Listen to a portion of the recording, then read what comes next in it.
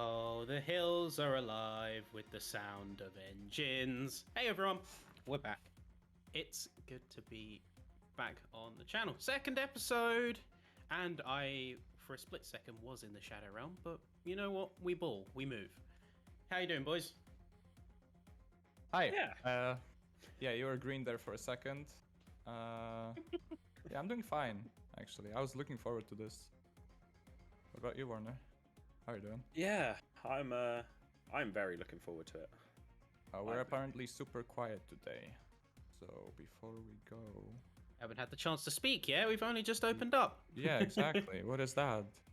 What is this? What do you mean? Anyway, yeah, it's been since we did the first episode. I've been looking forward to Tuesdays. I mean, Yeah. it's the rare occurrence where we have them back to back. So, like we said, will be every other week from this point. But it's been the highlight of that week. Like looking back at it, and I love doing this. So, what's on the docket today, boys? Because we got a lot to talk about. We actually haven't talked about the new expansion last time. And I really wanted to get into it. Because it seems like it has died down a little bit after, what, a couple days, maybe? Have you guys tried it? Do you guys like it? What's the... I tried it last weekend. I'm not very much a dirt sort of guy, as I have very much skill issue on dirt, but I thoroughly enjoyed it. Oh, you did?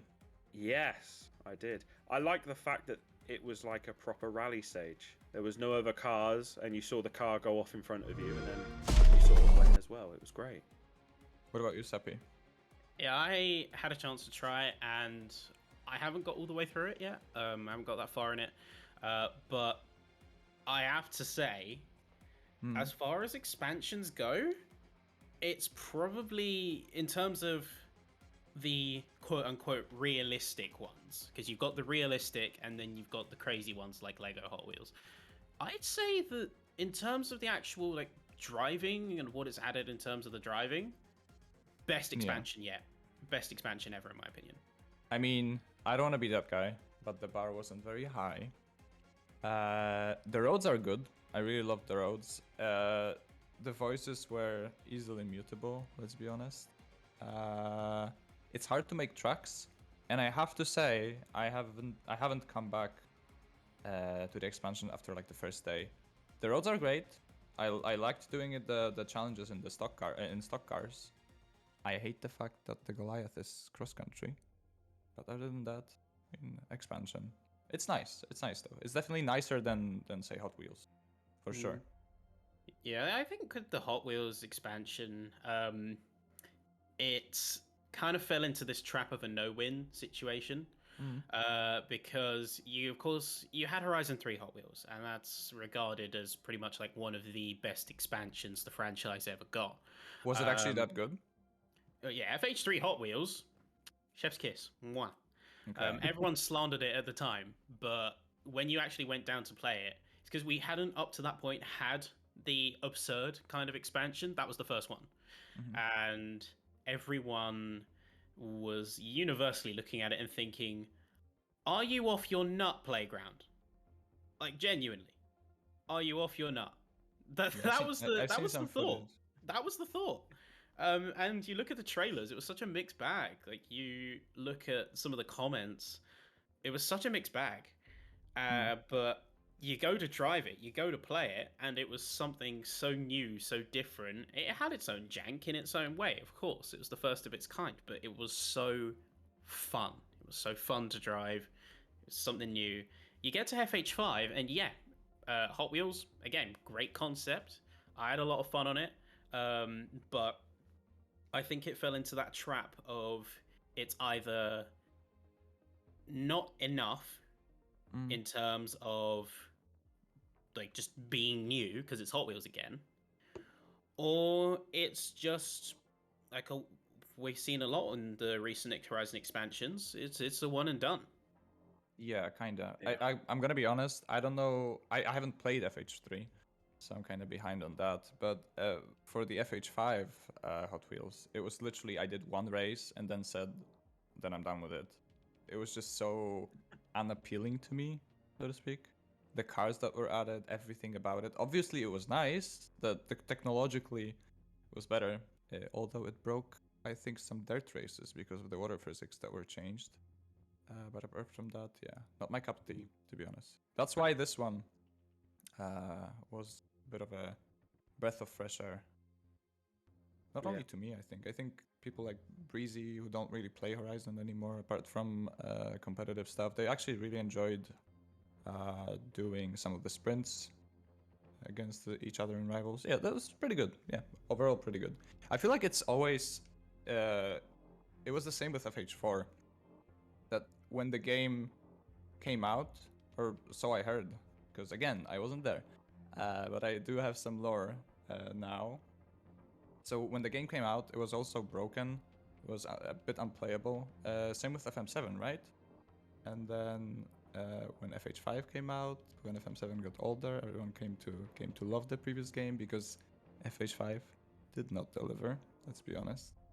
I feel like it's becoming a trend that people just don't remember the previous experiences they had. Because FH4 I hear is still broken when it comes to loading times. I don't know if it's the case. Maybe I don't have the info. But yeah, it is. Yeah, it is still broken, like Grumpy says. So I do have the correct info. Yeah, I don't know. Feels a bit. The community forgets.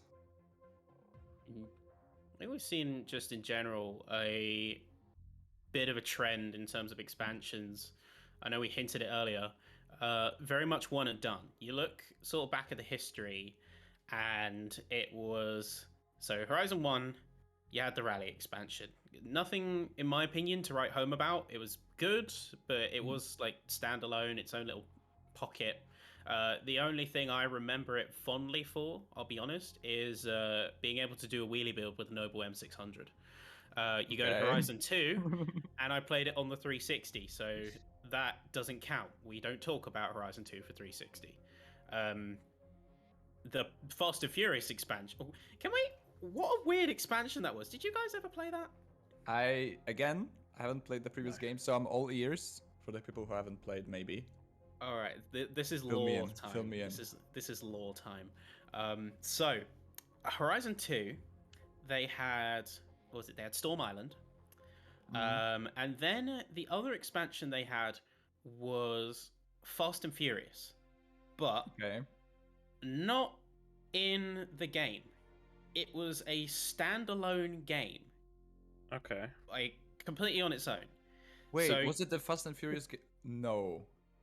No. Keep talking. You had Horizon... It was Horizon 2 presents Fast and Furious. It was a standalone game. It used Horizon 2 as a base, but it basically confined you to... What was the town? Nice. Like, it confined you to that little pocket of the map. You had a little bit here and there, so like the golf course area. And then the docks. But it was such a weird game.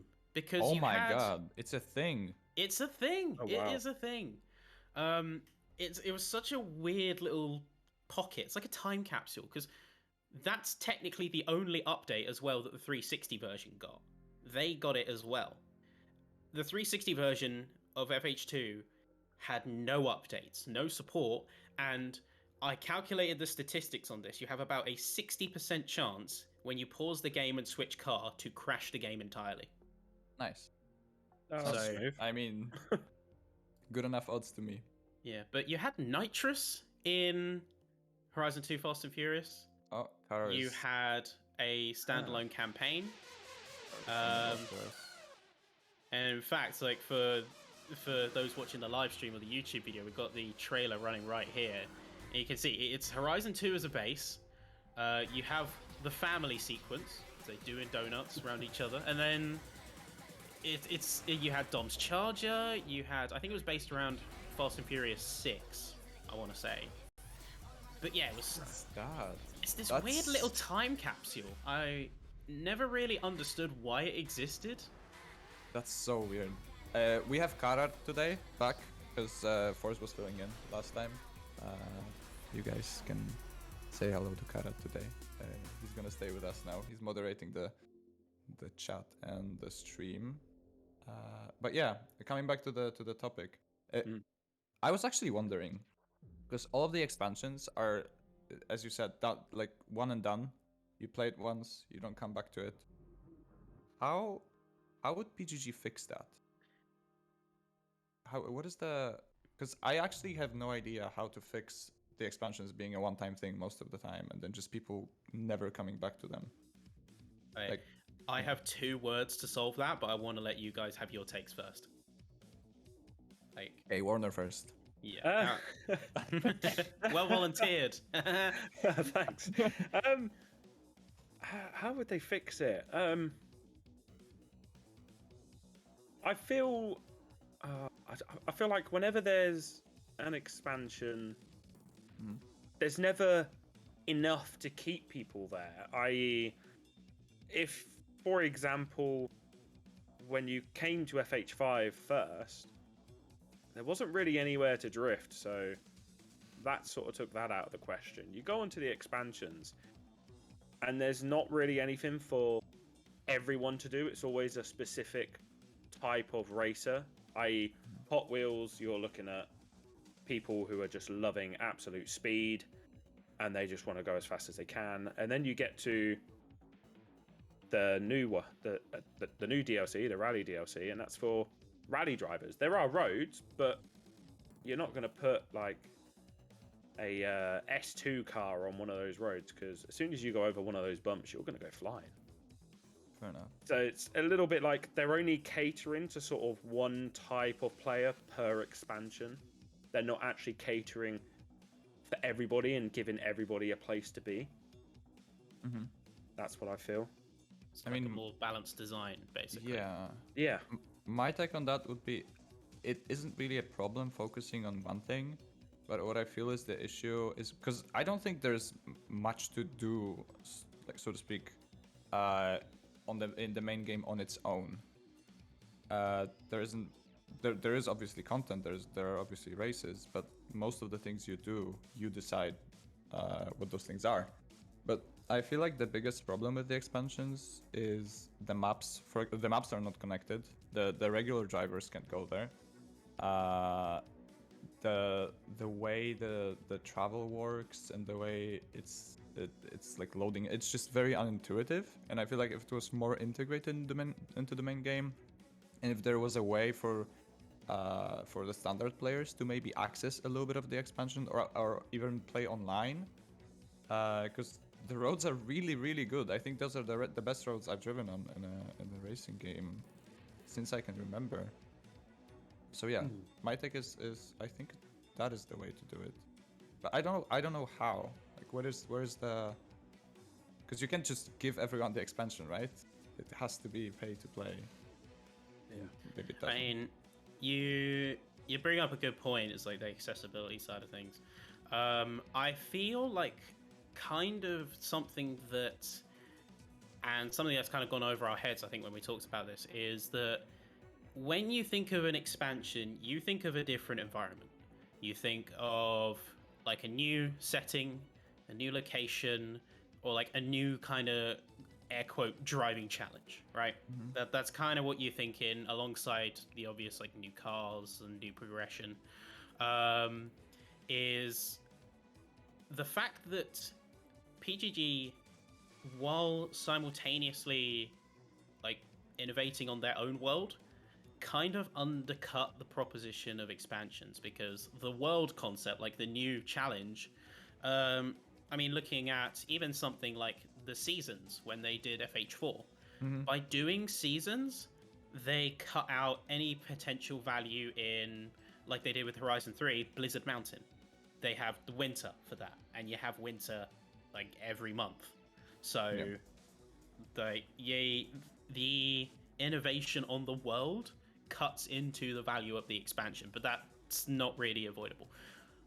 I think. Didn't everyone hate the snow back when it was released? Yes. Because now everyone seems to miss it, but everyone hated it. I think the thing is, with seasons, a great idea, but it was kind of forced, like the forced timetable aspect of it, rather than being like localized. I think the problem is that snow is a unique challenge, but there's not enough of it on the map.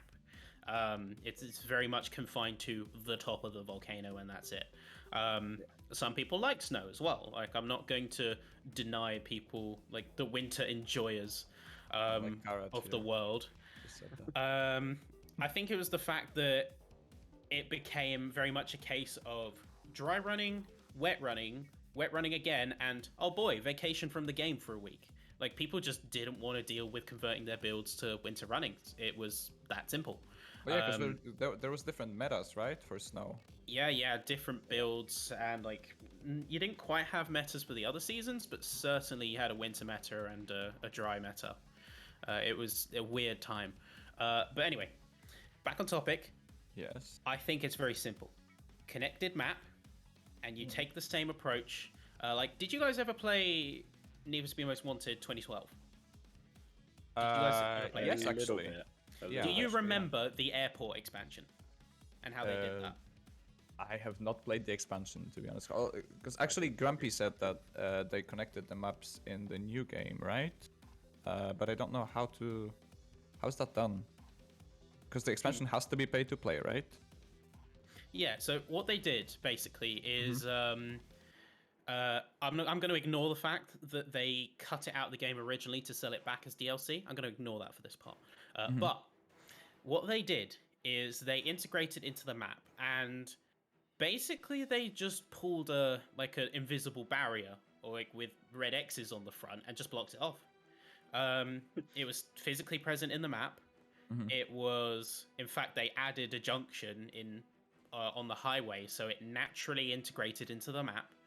And they simply just like X'd it off with a barrier.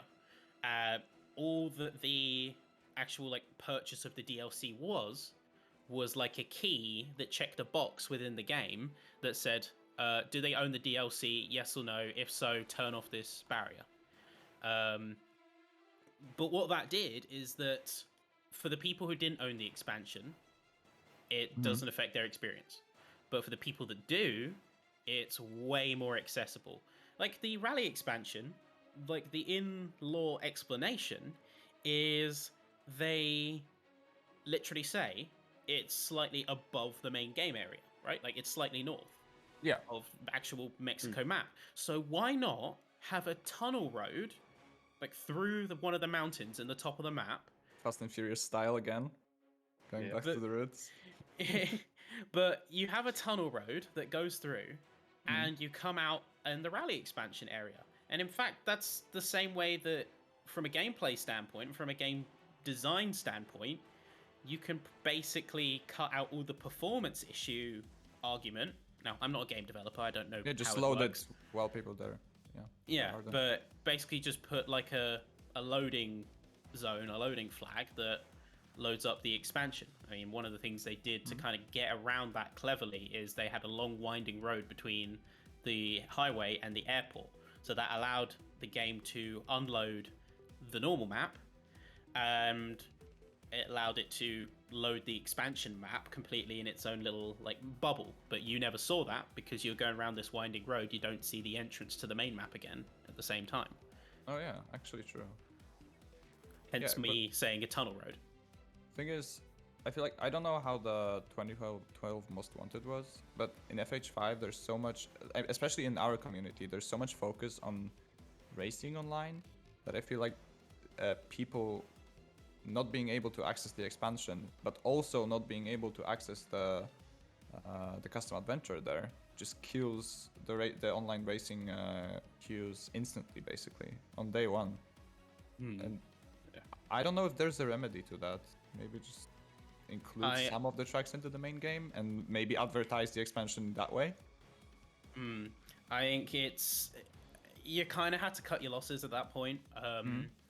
I don't remember for sure how prior games with that approach did it. I know that some cut the content entirely. So like if you had a non-DLC owner in your lobby, it wouldn't load like any DLC tracks into rotation.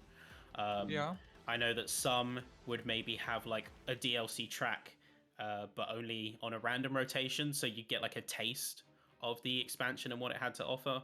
Oh, that doesn't sound bad actually. There's a lot of ways to do it. It basically just depends how generous they want to be. Mm-hmm. Yeah. So, because I think online is just dead, even though the tracks are so good, right? And what about the splits? Because that's the only thing I haven't actually gotten to tinker with. Can you use them in custom tracks? You can't, right? I don't the custom think, flags. I don't think you can. I mean, I've yet to tinker with them. Well, that's a in waste. a data out sense. Like, I'm not sure if they have any specific outputs. I hope they do. I haven't had a chance to tinker with it yet. I've kind of been sleeping on the whole SimHub side of the equation. But to my knowledge, they aren't Event Lab available. But yeah, it's kind of a whole Event Lab, and it's its own can of worms, didn't it? Yeah, of course it is. There's probably so much legacy code that tinkering with it doesn't seem like the best idea. Hopefully for FH6, the Event Lab is actually done or made from the ground up, because now they have the experience, right? Maybe. Yeah, kind of see. I mean, like, Warner knows how frustrating the Event Lab can be. He's watched me build tracks. Wow. Yeah. You've watched me build and tracks.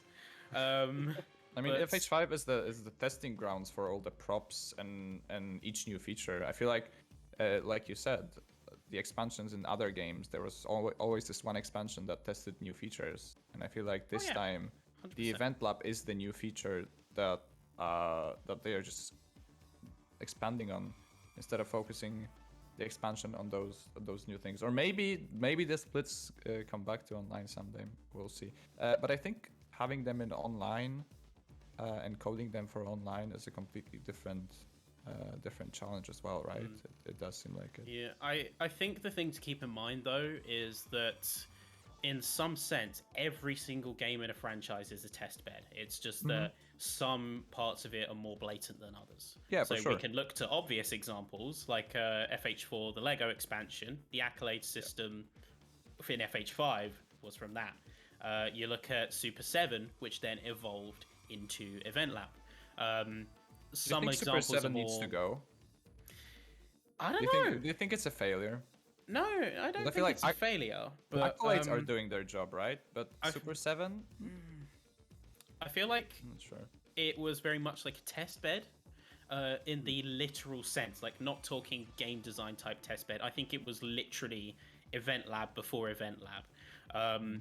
I feel like it's been superseded by Event Lab completely. I honestly wouldn't lose any sleep if they removed it, but I also know that there's like a dedicated subsection of the community that loves those challenges still, because especially one thing that Super 7 has over Event Lab is the amount of conditions that you can enforce. Yeah. Oh, is it more expanded? Or Well, it's like you can restrict specific cars with specific builds and tunes. So if you have like a specific driving challenge, unless you have like a notepad doc somewhere or you're a creator who can attach it and make it clear everywhere, you can say set up your challenge for a back mono. Hi Don. But you can also, unless you set it in the actual settings of the race, like to go in that car, you can still have people using different tunes. yeah. Okay. Oh, actually, true. Yeah. Yeah, 'Cause you can I restrict feel like class, you can restrict car, but Yeah. you can't restrict tune. Super 7's one advantage it still has is that you can literally lock the car and conditions down to a T. So basically, you can. So like FM7, in FM7, you can see whose tune everyone has on. That seems like something that would be useful in a racing game if you wanna race competitively. But yeah, I feel like Super 7 has just been press the right trigger. People haven't been very inventive with the rules that they apply. I don't know. I just never. I just even forget that it existed. To be honest, I don't know if you guys use it ever or do it ever, unless there's prizes. No. I don't know. I've exactly. never used it. I know that in the end of FH4 they made like a high stakes version, which was just harder challenges for super wheel spin instead of a wheel spin. But yeah, Wow. that's the So HRA, but worse probably. I mean, that's the last time I interacted with Super 7. Truth be told, I haven't interacted with it in H5, period. Like, I literally have not touched it at all. I got the NSX GT from it. That's it.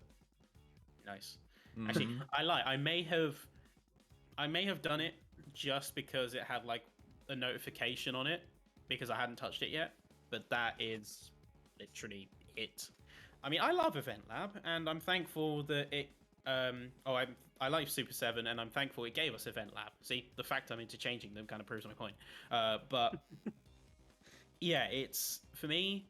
Obviously, they're not going to take it out because it's. Well, truth be told, it's going to look bad if they remove a feature from a game. And there would be no net positive to removing it, even if we say that it's kind of got no purpose. So, rock and hard place. It's kind of one of those things. Yeah, you don't know where to to integrate it into Event Lab or to have it as a separate thing. It's kind of a seems like a bit of a dead idea. Maybe they somehow revive it. I don't know. Feels just not very interesting to me. Yeah. I mean, same for ranked, right? Instead of touching it and I guess fixing the issues that it had, just got removed. Obviously, that's a kind of worms talking about ranked in the competitive Forza community, but I feel like it has to be addressed. But I do feel like if we're gonna talk about ranked, it needs its own episode, just because you're right. It is a can of worms. There is a lot to talk about on that front. I do think that it was a mistake, but also kind of one that they can't walk back from because they pushed that whole casual side of messaging so strongly that it will kind of feel like going back on their word. But I guess going back to where this all stemmed from, the expansion thing, like how do we keep them alive? I think that having them more integrated into the core experience would be so much more, because it is great content there.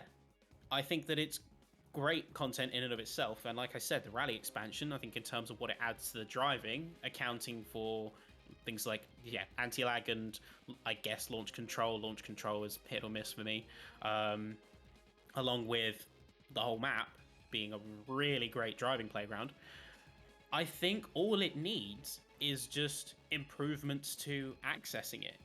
If it's integrated in the map rather than going through a whole load screen kerfuffle, going to a specific point on the map, hitting basically an expedition button, and just teleporting. I feel like for something that's meant to be like an ultimate driving playground, it feels very disjointed, the expansions, compared to the core experience where everything else is very much, it flows into one another. Warner? You say about like joining the maps with, for example, a tunnel or something. It gives them an opportunity to create, like, say, for example, a mile-long tunnel and do a drag strip through it.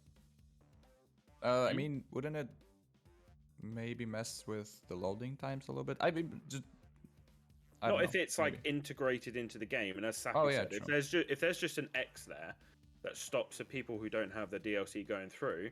But if you do have the DLC, it opens up the drag strip to go through the tunnel, and then you go flying into the new map, and then it sort of all just loads and pops out. Yeah, maybe add even like a very small part for people that don't have it. But to be honest, coming back to, I'm sorry for interrupting you. I was gonna touch on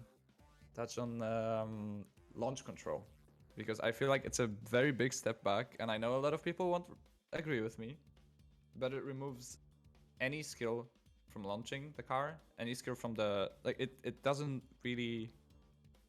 It makes the race starts less interesting, and it is nice for keyboard players, of course. It's nice for power builds, but I mean, now you need even less skill to drive them. And the only good thing that it did was remove the layout 9 trick. You guys know about that one, right? So that's the only Yeah. thing that it did, and I don't think it was even intentional. I was I gonna don't know. say I would be inclined to agree with you if the fact that layout 9 trick didn't exist. But even then, like looking at it, the question you have to answer is like, does everyone have a fair shot at a good start, which is what launch control fixes for keyboard players, and also, is it better than a really good launch manually? Yeah. Oh, Kieran actually said that it makes it worse for keyboard second gear because second gear launch was better. Layout 9 trick for the people that don't know is you used to you could get your car launching quicker. I think it had to do with the clutch. Yeah, with the clutch. The car wheel spin less if you swap to custom layout 9. And then you could just get 0.3, 2.5 on the first HRA challenges. I think Hoki tried it actually, and Hexter told him in chat, and he was like, "Oh, now I can get gold easily." I was okay, fine, amazing. How do people find these little like tricks and stuff?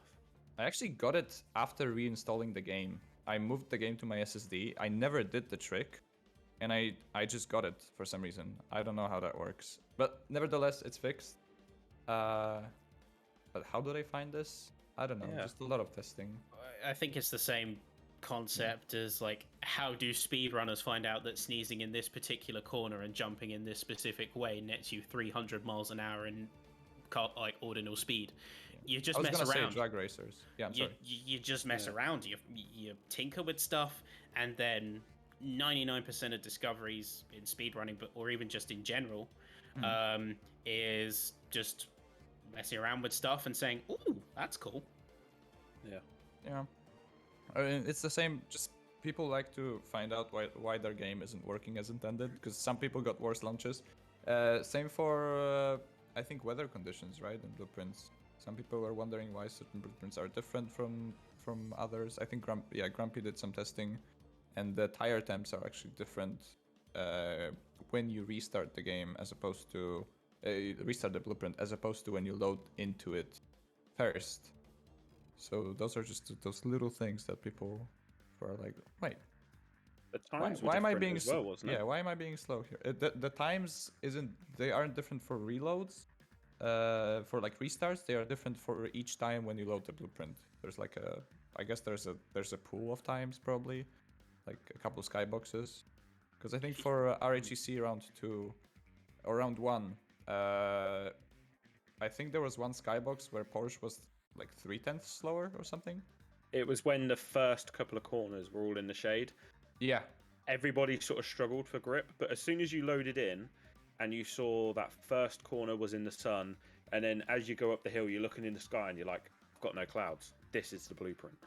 Yeah. I'm on the quick one.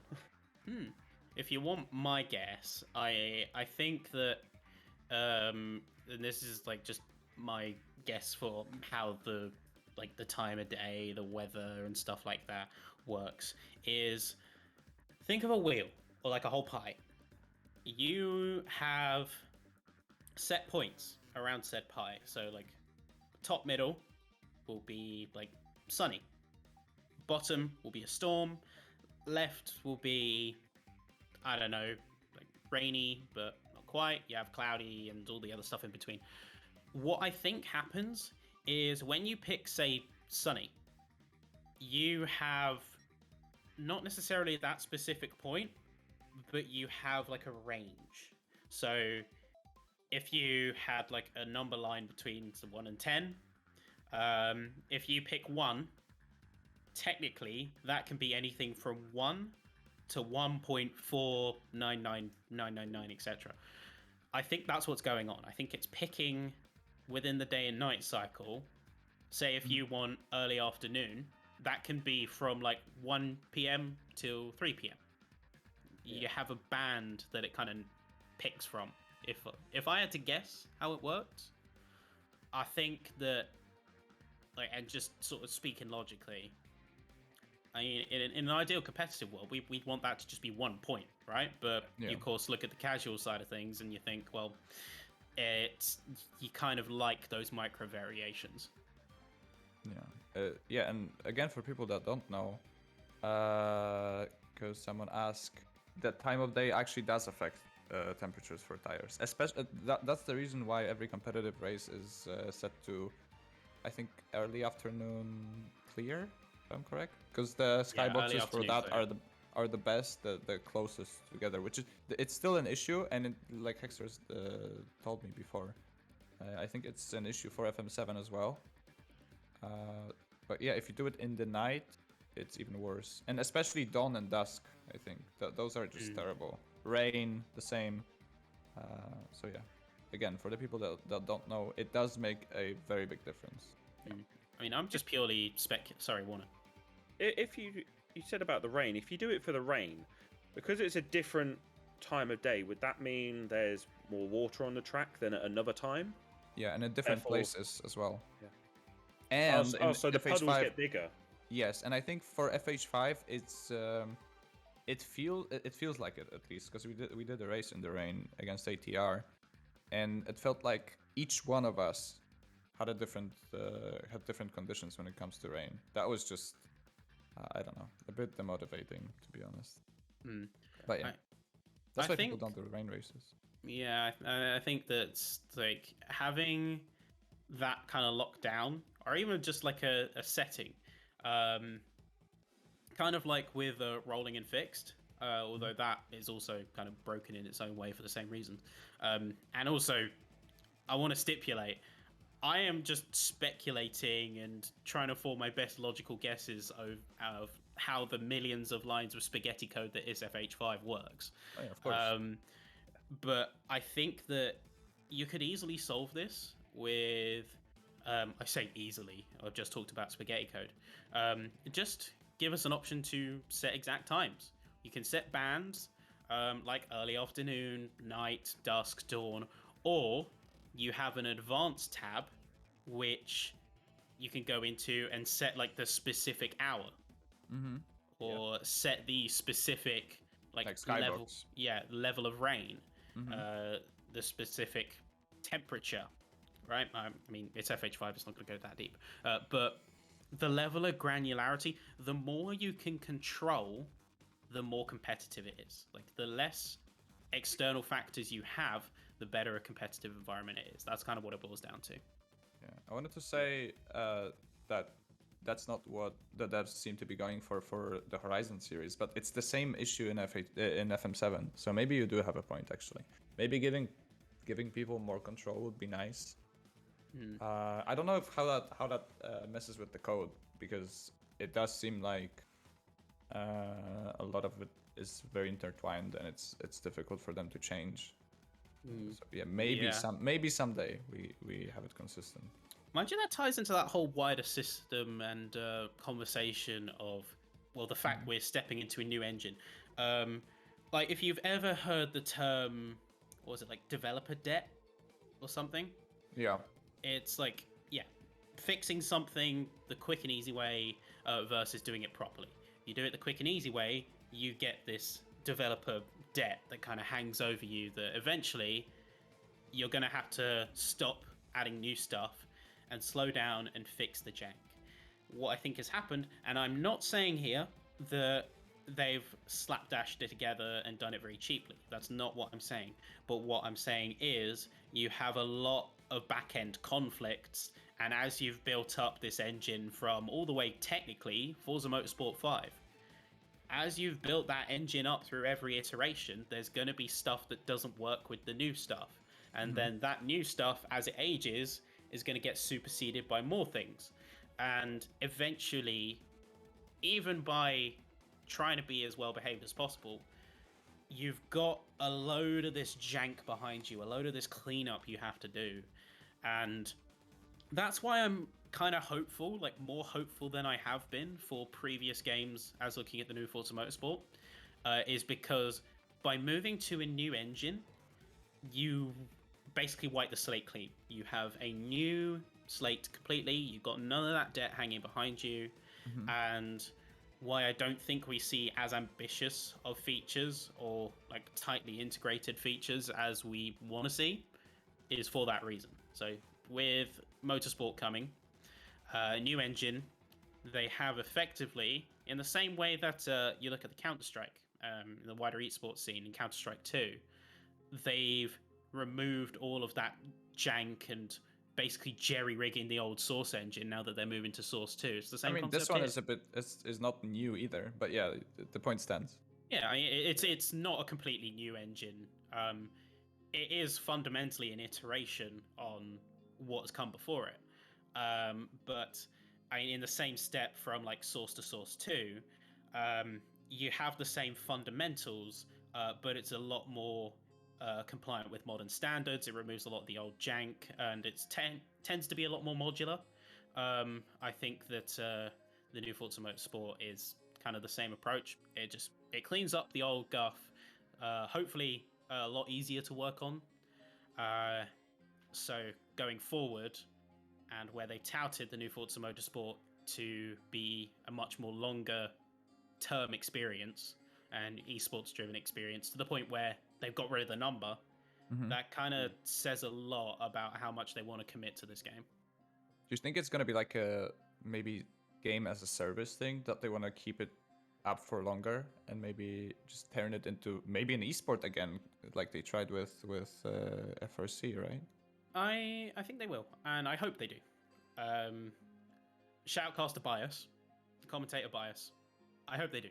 Would be amazing, actually. It would be good. Yeah, wheel support, like proper wheel support, because let's be honest, the wheel support on FH5 isn't the best, and FM7 is even worse. Even though in FM7 already there are many scary wheel players, so the thought of them maybe making it an actual alternative rather than just giving yourself an aneurysm while trying to drive with the wheel, maybe that will bring in new players. Just with GT7, just like with GT7, because I think people forget that Forza Motorsport is kind of supposed to be a Gran Turismo competitor, right? Yeah. Yeah, and GT7 is I think it is better on wheel, vastly, right?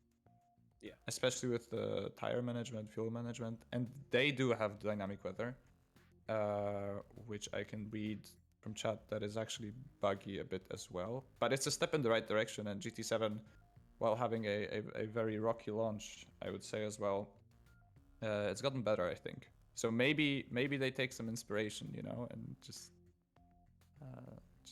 make the game good. Yeah. I'm very looking forward to that, actually.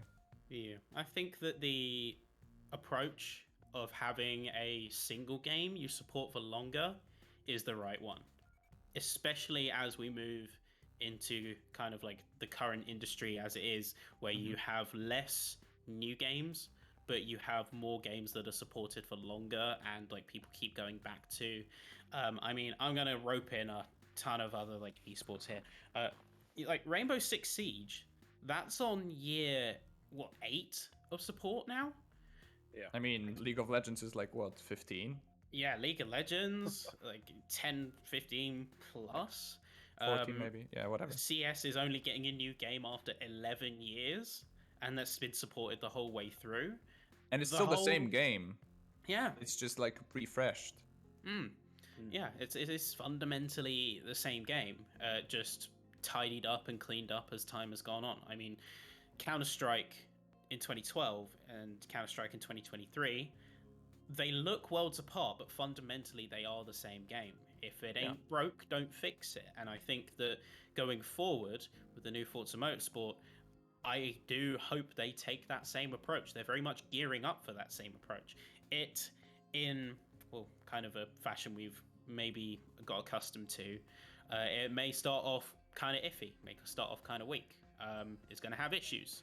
Every game released today has issues.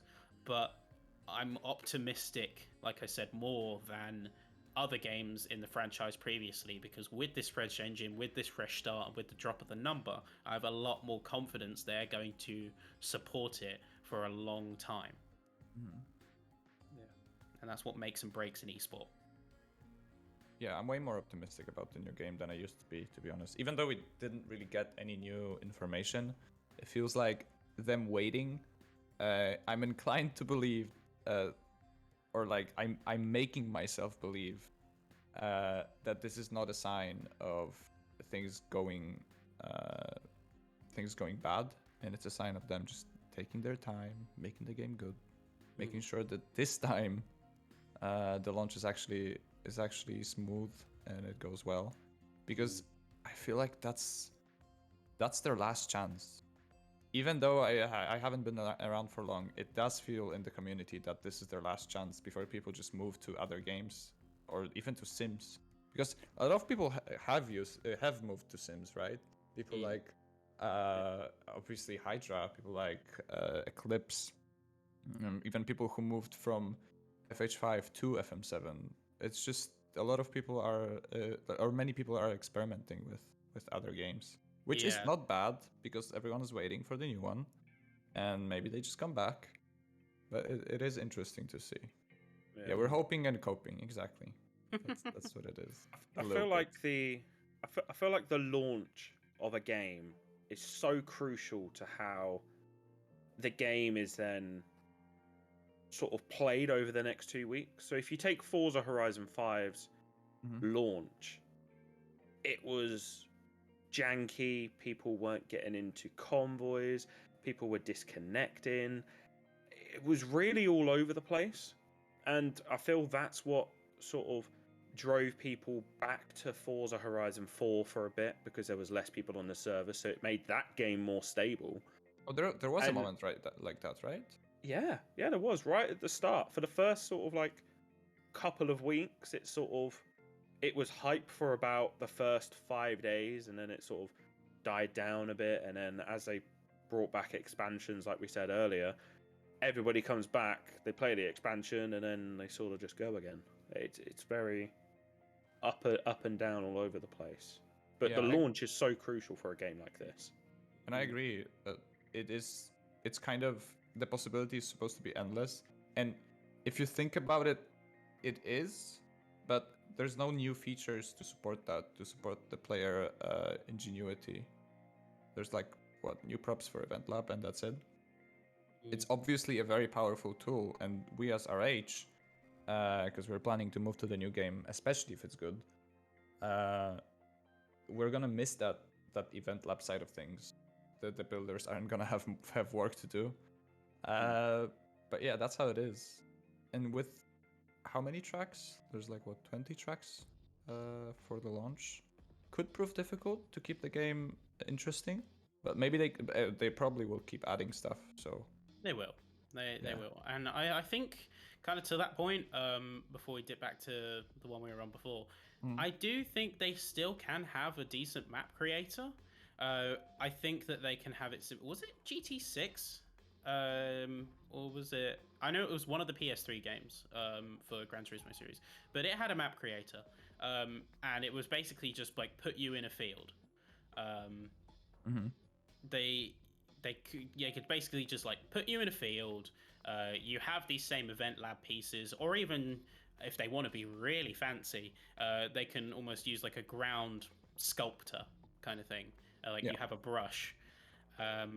There's a lot you can still do. Just because it moves to Motorsport doesn't mean it has to necessarily lose that. It just means that in terms of the grounding, in terms of the setting, you're not going to have that same base. It's going to be more work, basically. Yeah, I was going to say city skylines moment. Yeah, just literally sounds like that. I mean, yeah, it's with the way the new games are, evolving.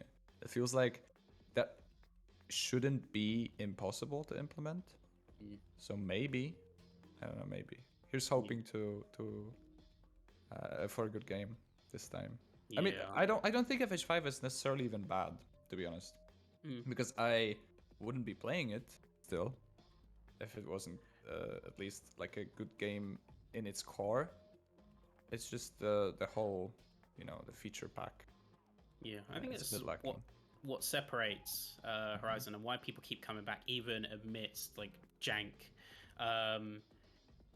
is that at its core, and you see this a lot with modern games, the core game is brilliant. The driving in Horizon 5 is like some of the best in the market right now.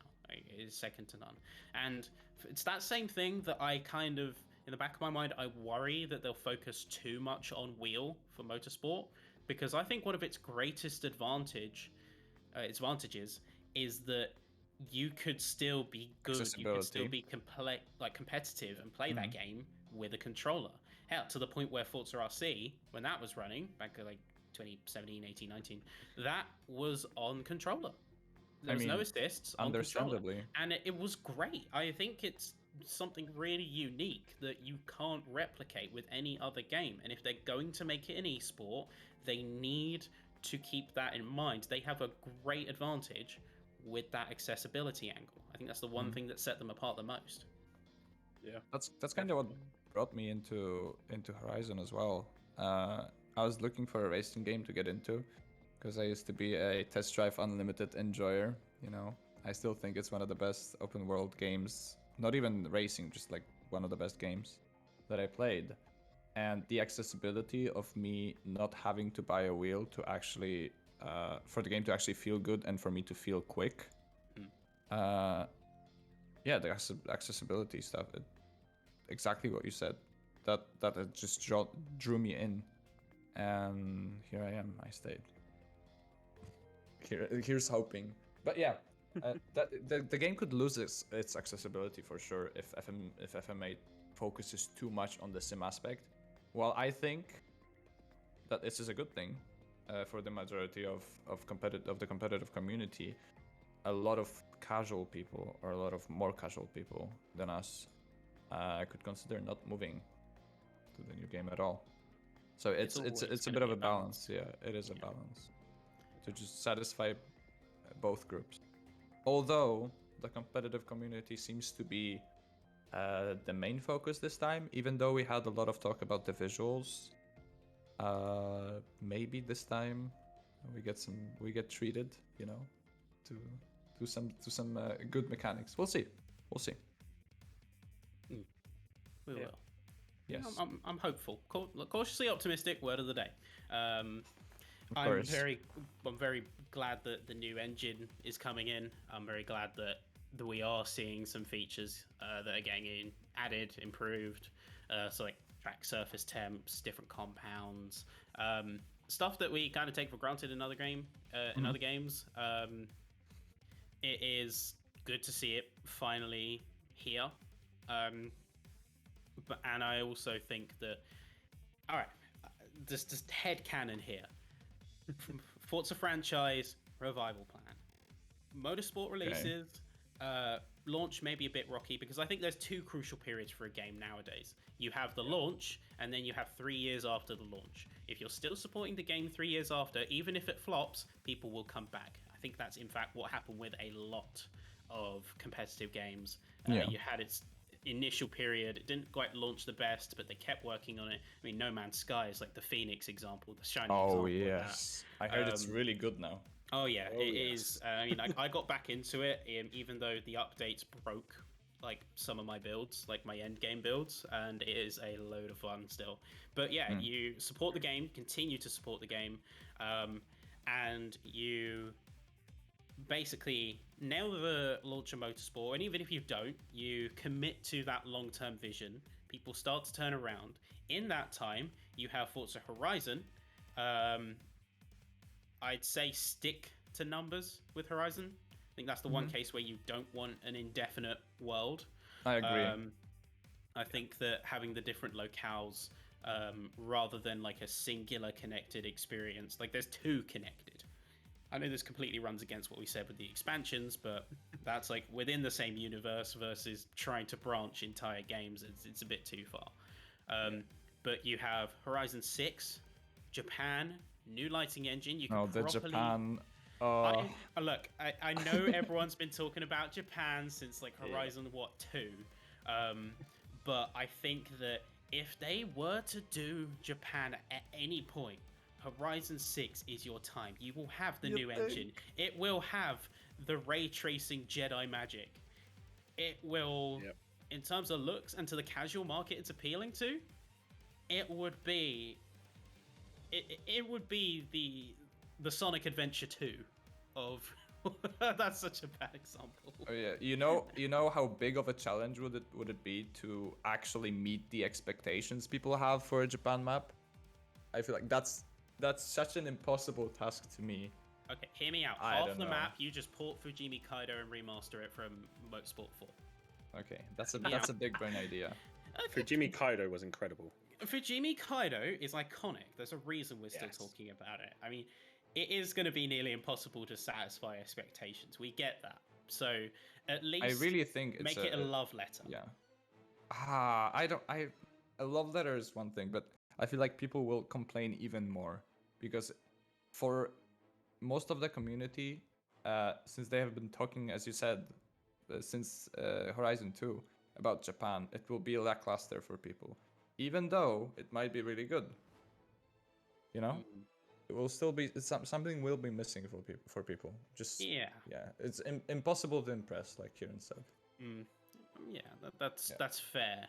I just think that if there was ever a time to do it, that would be your time. That would be your ideal chance.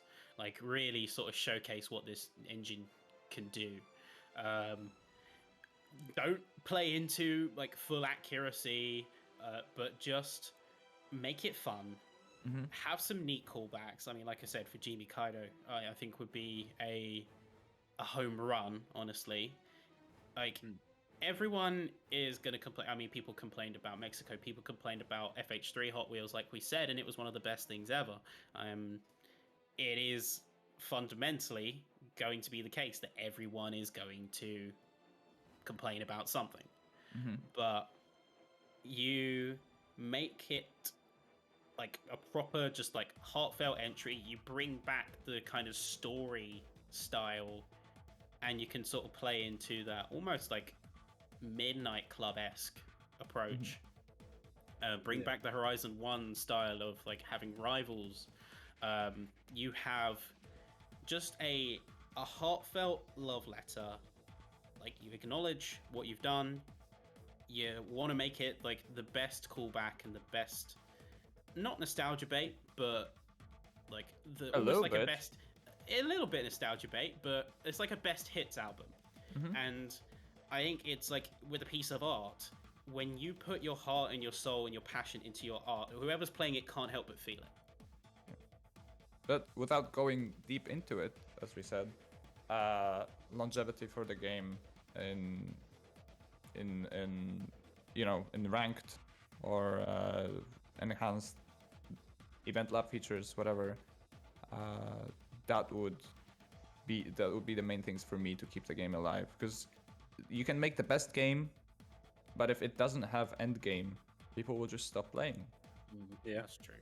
You kind of need to have an end game, and I think I am semi-thankful that, in a way, and this is going to sound completely backwards, but I think if we did have a better end game, we also wouldn't have half the community developments we've had. So, true. In a roundabout sense, I'm thankful that we didn't have an end game, but overwhelming majority is like, yeah, if we had an end game, we wouldn't have to have worked hard as, like, we wouldn't have to have worked nearly as hard as we have. So it's a win, but we would have less work because we obviously love getting more work or giving ourselves more work. Like Legends Queue wouldn't be a thing probably, which I think I mentioned 51 times now, counting the last episode. But yeah, I don't know. We'll see what happens. Yeah, I mean, we wouldn't have like all these developments with like RH. You wouldn't have fundamentally Team Wars as a thing. Even though the game did have ranked, it didn't sort of satisfy that itch. You wouldn't have basically a fundamentally built our own race control. You wouldn't have Street Wars. You wouldn't have like FIDA coming in as basically like content and oversight agency. I was gonna mention FIDA actually. You wouldn't have nearly as much. Yeah, like, I was gonna mention the ELO system that they soft launched. I want to say because it's not launched fully with the Q&A that they did. I mean, I want to say they because I'm technically in FIDA, but I haven't really touched the ELO thing. Yeah, looking at it from the back end a little bit, peeking in, and overall feel of it, it seems like it might be the next big thing for Forza competitive. If enough communities actually enroll in it, and I heard stuff about AR12 and Aoki Hoshi, so we'll see. Ooh. It might be big. I don't know if you guys got that, the launch of... You probably did. I was running the OBS, so yeah. Of course. The launch. I very much caught the launch. I caught bits. I caught bits and bobs. What did you catch? Because I actually, I've seen bits and pieces of the live stream, but have some information from before. I've seen the borders, right? Yeah, I saw the borders. Yeah. I saw the borders. I felt like it was a little bit like Rocket League borders, but yeah. I saw the borders. That was a bit of the inspiration. It was. But they came out pretty well. There was a lot of discussion about those. But they came out pretty well. No, I will not, Hugo, not this time. I think the way you get the sort of safety rating and things, that's interesting. I don't really know how that's... I mean, I know how it's supposed to work, but yeah, I cut you off. Please go on. And sort of the way you race teams. So the higher up, it's hard to explain. It's hard to explain. Like it's just really interesting. There was a lot going on with how you gain your own personal elo, try not to lose it at the same time, and try and have the safety rating of how safe of a driver you are. Yeah, there's a lot going on. The specifics, because I caught that bit of the stream. I think there was like a fixed range of safety rating that you could have. The highest was, I don't know, talking out of my ass, like 1 or whatever, or like 5. And once you get to that highest point, you stay there until you do something, until you DC from a race, more than I think it's more than twice in a row or something like that. Or I don't think it was specified clearly. I think it was more like, yeah, it might work like that. Yeah, 120 max. Okay, subject to change. 120. Yeah. Plus if 5 you want the per cliff race. notes, cliff notes. Oh, you have them. That's even better. Cause, well, I mean, I know, remember, because I was there for the whole thing. The numbers aren't final. Yeah, but that's what I thought. It's like for the sake of like arbitrary discussion, we were talking about it. It's like you start on 60, you go to up to 120. Every race that's clean is like plus 5, and then like objective infractions. So you have penalties, you have time, you have like grid drops. That doesn't touch safety rating, because with that, the punishment is self-contained. It's within that separate league, and that's at the discretion of said league. The only time safety rating would be like dumped is when you have like big infractions, like big offenses. So it would be things like intentional ramming. It would be things like pushing someone out of a CP. It would be potentially disqualifications. It would be things like people consistently disconnecting, like mid-race, or like rage disconnecting consistently, because it's meant to rank how safe you are as a driver to race against, and that includes like your actual presence on the track. So without wanting to get too deep into it, because I mean it's still in discussion, you have your safety rating that basically constantly ticks up the more races you do, and only drops when you have a big oopsie or consistent amounts of oopsies. I'm more excited though, personally, the whole FIDA Elo thing, while we're on the subject. I'm excited on what doors this opens up, because you have a lot of potential with this. I mean, it could revolutionize like a few formats. I know that when it goes live, Street Wars is basically being rebuilt from the ground up. Oh. Is it being rebuilt around the system? Because we talked about it last time, about Team Wars testing new formats in general. So I see Street Wars is kind of doing the same thing. Yeah, Maybe well, a little bit of a sneak peek. it's Street Wars. I, of course, am going to be biased because it's my baby. But it has its problems. It has its problems inherent to the format. Like, there's some things that you can't avoid. There's going to be things that you can't, like, really account for, like your edge cases. Say, for example, where you've got the two tiers. Someone is considered like way faster than the competition, but they're not classified as pro tier. How do you make a case for moving them up to the top tier? You have someone who is like pushing to do HRA courses, and then the side effect of that is that if they get to like Legend Gold in HRA, then in their tier 2, of course, they're going to be pulled up to tier 1. But if they don't have somewhere to land in tier 1, that's a problem. Like, there is stuff that you can't really avoid. And for that reason, when ELO comes in, we're going to be changing a lot. Like, for instance, say goodbye to tiers. Yeah, I was gonna that's ask. The biggest thing. Where you guys? Like, yeah, you, because I think I talked to you about that. I think that really broke the kind of the practice together with your worse or better teammates culture, just doing the same regs, you know. Yeah. Because I feel like the discussion, like a couple of people said, was around some people just getting DNF'd by the better players, but that's what the system was for. You were supposed to have a limited number of better players, and then the rest would be the worst ones, or like the slower ones, so to speak. Yeah. But people, I feel like people expected to be able to race with everyone, even if they're not in pro tier.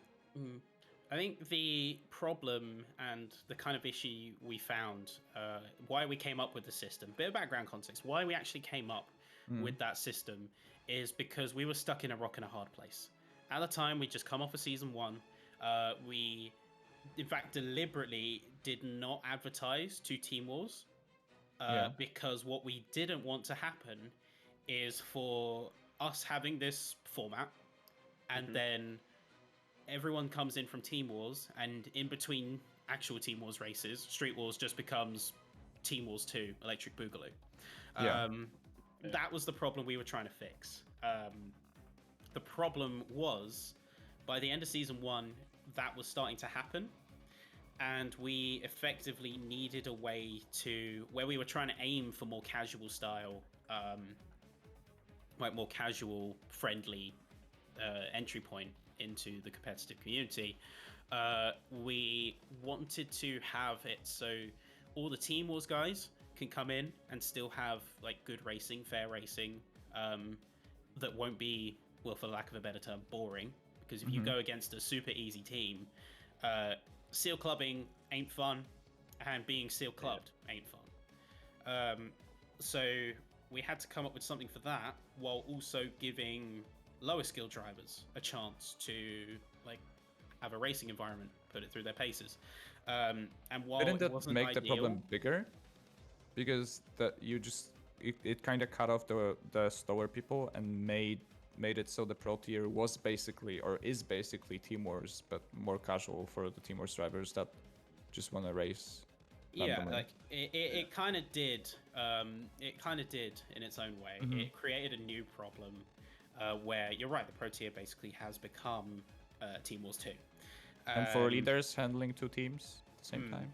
Yeah, and in fact, I think that's why I wouldn't be surprised if when you have like these 2 tiers, teams might try it out and then say, actually, you know what?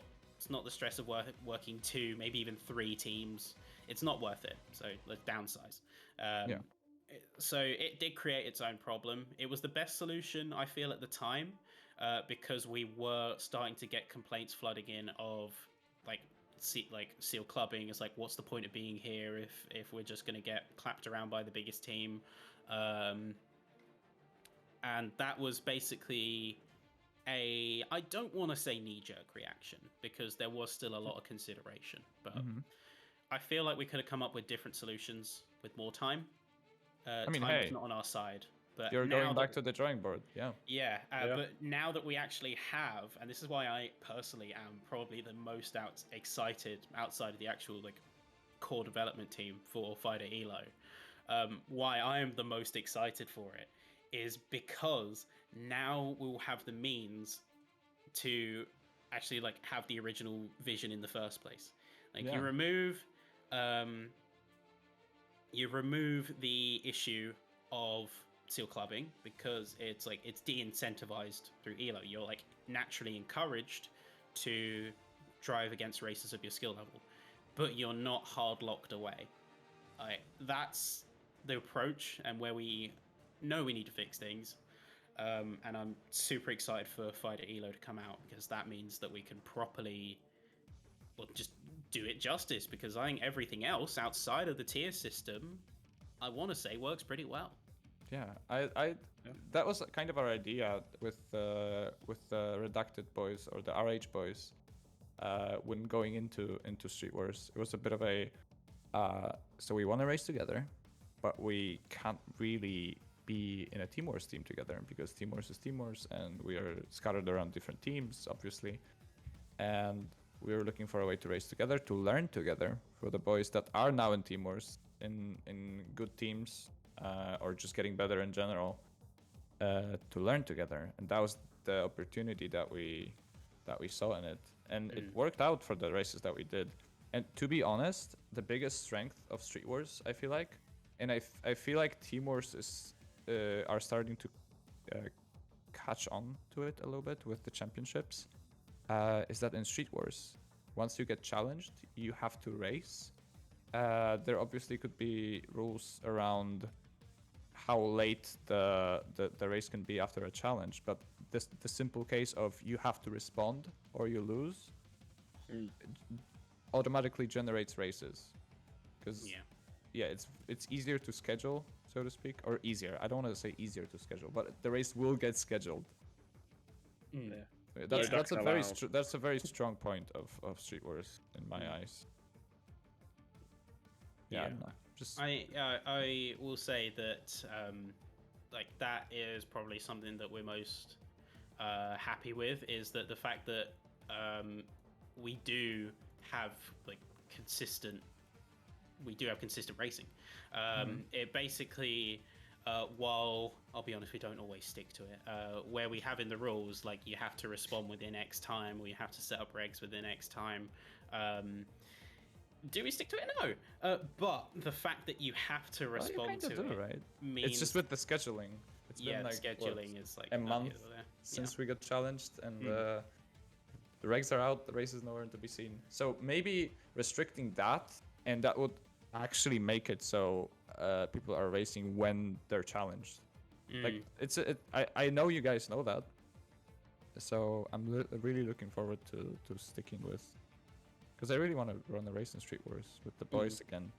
We just said, yeah, screw it. Let's just all go to the pro tier and lose every race, but have fun together, you know? Yeah, that's kind of really the tiers is both. It was both a good solution and the worst problem with Street Wars right now, because everything else, like the stream of activity from the existing teams is good. Like the Blacklist has been running like a dream, in my opinion. It's actually really good. Blacklist is a really good concept. Yeah, the only thing I'll probably change, I'll be honest, there was a temptation to change the name, because you have Street Wars and then you have Street Wars the competition. Yeah. So for a time, the name of the server, right? Yeah, like we were throwing around a couple ideas. We never settled on one in the end, but it was thrown around. But I think that besides the tier system, which is probably the most contentious, and we were, I'll be honest, looking around at the time, where you had other leagues with divisions and like like Legends Cup, you had like top seeds and bottom seeds, and that was like a lot more formal structured. I was actually we were looking around at that, but later. Yeah, I'll let you finish. I'm sorry. we were looking around at stuff like that and thinking, well, these guys are doing tier systems. Why can't we? But came to learn that in our case, because of how different Street Wars is as a competition, kind of introduces its own unique set of problems. Yeah, that's true. That's kind of what because we figured in RH or in the previous project when splitting drivers into divisions, we figured it would be a good way to have everyone compete for something, even if you're lower skill level, which obviously made sense to us. And it's also easier to manage 3 divisions of less drivers than to manage one big one. I think so, at least with heats. Maybe it wouldn't, but we're not gonna know, so we don't know what we're missing. My point is, the season has come, and again, we're facing the same issues. I don't want to say issues, but we're facing the same challenges of moving people that are getting better or are proving to be better or worse than their placement time, moving them around divisions. For example, Hooper, a player that is really good at hot lapping, and he's running with 1/10 of Mars right now, fastest lap. He is struggling with consistency. So where do you put that person? It's an endurance series, but he did show his best pace that he can do. So assuming that he can do it consistently, and I feel like we should assume that because people can practice how much they want. We should technically move him up, but we're kind of on the fence with this. Same for people like Tempers, because he's just a Team Wars driver. People like Julinho, they are top of D2 right now, and we're struggling to find a balance between moving people and just keeping them. Because if we move everyone from D2 up, who's gonna be left to race in D2? Someone else is gonna dominate. I have that problem. Oh, yeah. I can be one to have that problem because I sort of had like, I'd say a unique sort of like problem where I qualified 3rd in D2. Yeah. Heat 1. And then you moved 5 guys up. And then everybody else was in the 26s, and there was only 2 people in the 27s, and I was one of them in the 27s. Yeah. And I was sort of thinking to myself, why am I here when everybody else is doing like 26.6 and I'm doing a 27.2? I said, and then I looked at the D2 Heat 1 times, and where my time sat, I sort of would have been top 5 drivers, but it would have made the action better because I would have been in there with them. So where you had the top 4 drivers, add, for example, me into the mix, and it could have made D2 Heat 1 even better because it was being casted. And it's sort of like, it is literally where do you put people based on their sort of qualifying, because you have to think of, they're quick enough for Heat 1, but they're only quick enough for Heat 1 Div 2 that's not being casted, but you also want to promote really good racing, but you don't want them to stomp the lower drivers. So I can see why you moved me up, but it was also like, but Deerplot just ran away with the win. He just went, and that was it. But he was running on average 27.2, and that was what I was running on average. So it could have been like the Justin and Mars situation where one of us is slightly out front and the other one's trying to catch. Yeah. So it's what where you Kieran draw said, the line. Yeah, how do we counteract sandbagging? Yeah, exactly. That is the challenge that we're faced with, because it's not like in Sims where you have your elo because everyone races a lot. Here you have people who haven't done Team Wars. Here you have people who aren't doing Team Wars anymore or aren't doing other competitions anymore. There are not new competitions popping up, of course, but there was a mention of prizes, and I don't think that's an incentive or that's counteracting sandbagging. I think it's actually the other way around, because if you get moved up to D1, say you get moved up to D1 because you're top 5 of D2, you're not going to be competing for prizes anymore realistically unless you jump up to top of D1 instantly. Whereas for D2, we counteracted with no monetary prizes for D2 because we figured that would be the way to, stop people from just dropping down, sandbagging, being a bit slower than they should. We just have in-game prizes because that way we treat D2 and D3 as divisions for people that are learning and that want to get into D1 or just want to get some nice racing, obviously. But yeah, it is an issue, yeah. I think that's an issue though that you have with every single league that has any form of division. So like, you've got Racing Haven with like its divisions. You've got Street Wars with its tier 1, tier 2. Of course, we don't have monetary prizes, but like you said, I think that encourages sandbagging more than it de-incentivizes it if you're on the cusp. I'm actually going to steal a idea from our live chat here. For those who are on audio only, twitch.tv/racinghaven. You can catch these live every Tuesday. 7 p.m. GMT, shameless plug. Every other Tuesday, yes. Every other Tuesday. But I'm actually going to have a look and almost like a relegation match. So here's the thinking. I'm going to adapt slightly from our live chat. You have maybe like a mid-season point. And then the top 4 and bottom 4 of each like coinciding division. So you could have top 4 of Div 3 go against the bottom 4 of Div 2. Top 4 of Div 2 go against the bottom 4 of Div 1. And from that, you can basically reshuffle the edge cases based on that alone. That's not even accounting for FIDA Elo. Like, you can maybe make a case for with the safety rating. You can say that, all right, if you are only like 60 or like 50 safety rating, you are hard capped at Div 2, but that kind of introduces pace problems. I think that maybe having some kind of like a relegation or like reallocation race, maybe just like to break up the mid-season, could be something cool. It could be something cool. Yeah, maybe some not really off-season, but like midweek events to boost up your safety rating to be able to race in the main. So let's say you get moved up to D1, but your safety rating is not sufficient. You have to do some other competitions. And obviously it would be nice to get to a point where there's competitions weekly or every couple of days, but it's FH5 we're talking about here.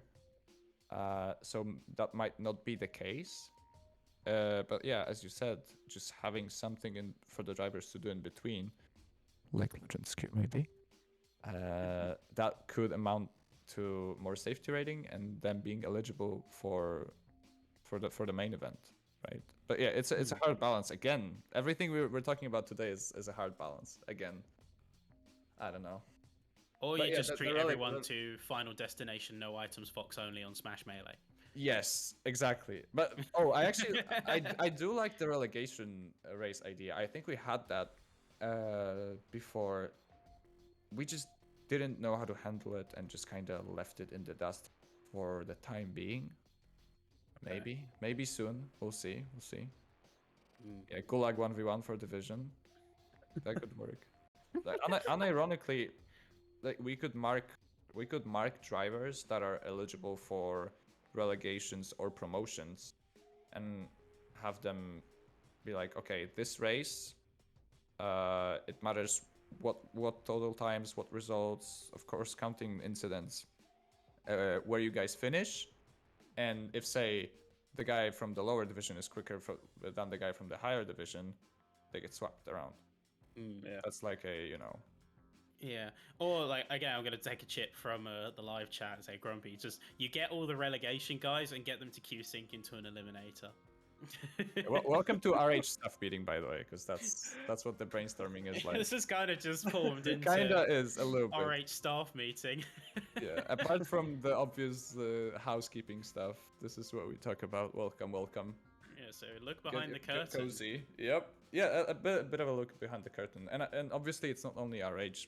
All the servers try to improve, like Street Wars. You said, like Team Wars, looking for feedback, trying to test those new formats. Of course, I think I heard that they're gonna be testing them after the elo system is like up and running. But I'm stoked to see. Changes. Yeah, exactly. I'm very, or Street Wars and Team Wars, because I feel like they're focusing on FIDA a little bit, which is a good thing. It's one thing at a time, you know. Not like us sometimes doing. Yeah, I got this grand vision of like when FIDA Elo drops, and we're opted into that. It will almost be like a Street Wars 2.0. It'll take what works, it will drop what doesn't. And it will kind of be a lot closer to Season 1, because I think Season 1, for all of its foibles and like operational issues, that worked. I think that really... Oh, I loved it, yeah. That really worked, and I kind of, looking back at it, it was a necessary move going to the format we have now, but I also regret it in some ways. And like, to give it the fair credit, I gotta first say, like, shout out to the team. Like, you got Yoi, Tomika, Chungo, Mike, got Mango, we had Quack for a while. You got so many people involved on the back end that just keep it all running and make it work and make the magic happen. Because I'm a busy guy, like Hand of God, Isaiah, it just like there is a lot of people involved. Yeah, and of course, it makes the dream work. So I love those guys to bits. I love them all to bits. And now we have a case where we're at a turning point. We recognize the problems of and what works and what doesn't.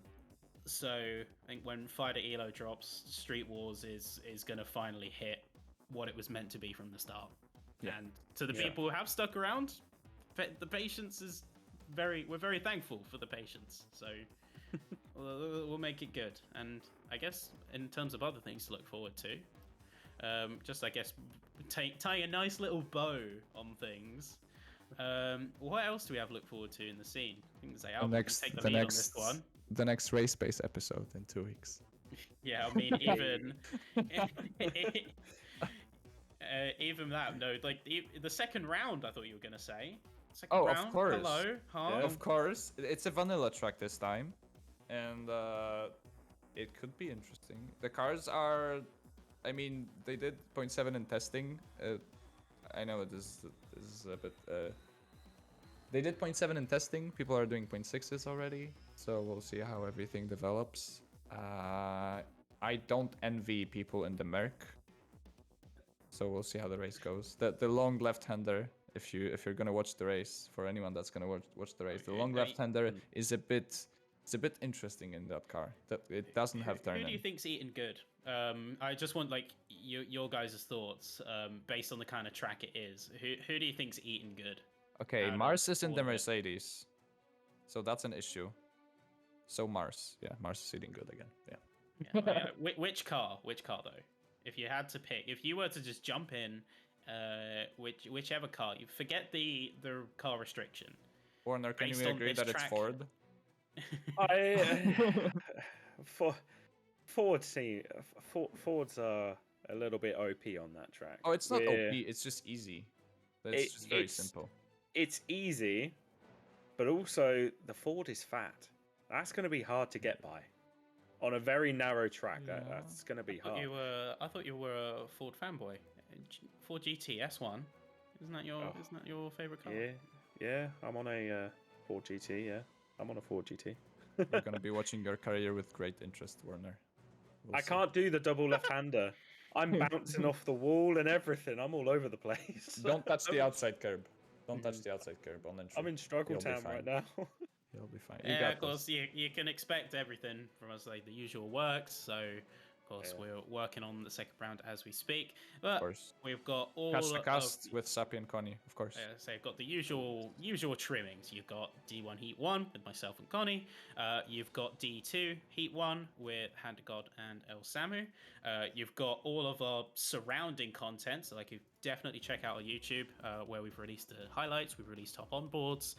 We'll, of course, have our usual works of things like track guides and all the magic and all the trimmings you've come to expect from us. But I guess for now, barring maybe say like because you've got a few Team Wars races coming up, I think it's kind of a good point. We're at that kind of point. Yeah, We're eating good. We're looking forward to round 2. Yeah. We have 3 races coming up, but there's been no confirmed dates just yet. All right then. We'll look forward to those. I'm looking forward because you got what TBR VGRG, BVATR, and FIDVC. I'm looking forward the most kind of towards TVR VGRG because that's kind of not a sore spot, but in the same way, it's like I have both sides of the fence and the Keck popcorn at the ready. Of course. Yeah, I wanna catch that one. Could be interesting. I haven't watched TVR race for a while, so it could be interesting for sure. The sooner we know dates, the better. Because I mean, if I'm not going to be watching, I might see about racing. Ooh, that's a rare sighting. Sappy racing, comeback race. Could be. I hope. 12 to 1st on dirt. I beg. Like you said. Okay. Well, that's going to be calling it, folks. So, for those who aren't aware, we have these episodes every other Tuesday live on twitch.tv. We of course have Spotify, Apple Podcasts, Google Podcasts, so definitely check us out on there if you're on the go. Thanks to the audio onlys, thanks to live viewers, check us out on the YouTube as well. And with that all being said, and the plugs and the rounds-ups, it's been a pleasure. Same time 2 weeks, boys. Always. Same time 2 weeks. Oh yes. Have a good week, boys. Everyone. Yep. Of course, good luck to everyone racing in round 2. Have a good one. And good luck, everyone. See you next time.